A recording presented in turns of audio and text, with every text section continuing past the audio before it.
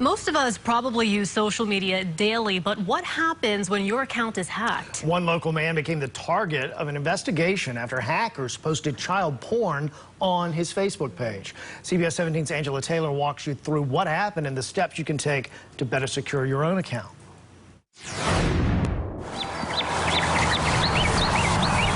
Nearly every day, John Frazee visits the cemetery in Dunn. And it's nice that we're so close.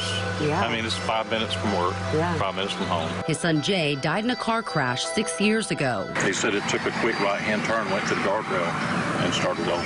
That was a saying that he liked right there. I met Frazee out here reflecting on what would have been his son's birthday. So you came out here to celebrate his birthday only to go to Carteret County, and tell me what you were being investigated for.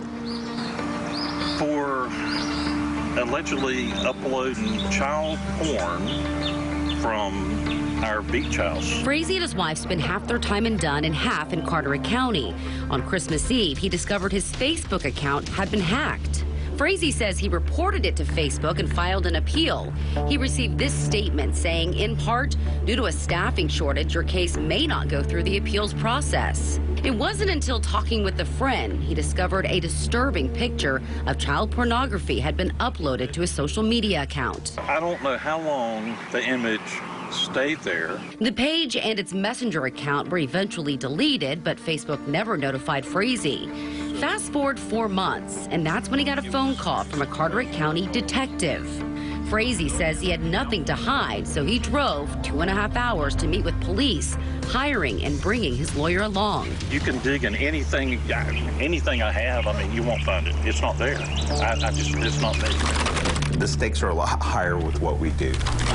Rob Downs is the CEO of Managed IT Solutions. He specializes in cybersecurity, and even he was surprised to hear what happened to Frazee. This is the first instance I've heard of someone getting hacked to the point where they were trying to get someone in trouble. Downs says hackers typically do what they do for monetary gain, but in Frazee's case, there was nothing to gain. It was a hateful act, correct. Downs says we hear it all the time. Don't use the same passwords and include numbers, characters, and capital letters.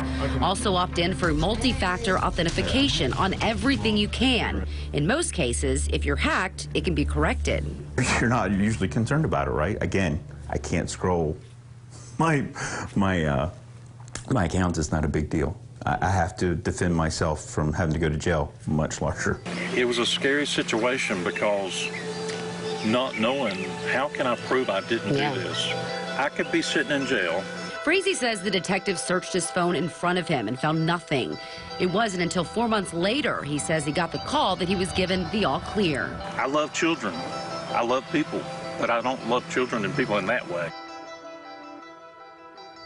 We did reach out to the Carteret County Sheriff for an interview. They declined to speak with us. Frazee learned the Center for Missing and Exploited Children actually alerted the sheriff's office about that Facebook page when that image was there.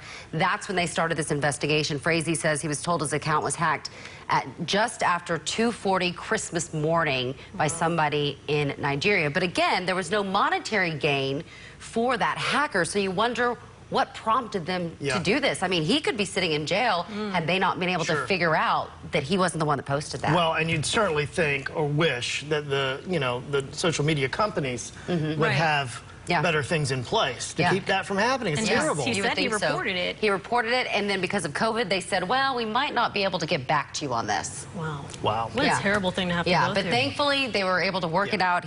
Everything's good now, but, we appreciate him sharing that story because this is when it could have been a really serious situation. And it's a reminder to look at your Facebook page, which I don't. All right. My Thanks, personal guys. one anyway. All right.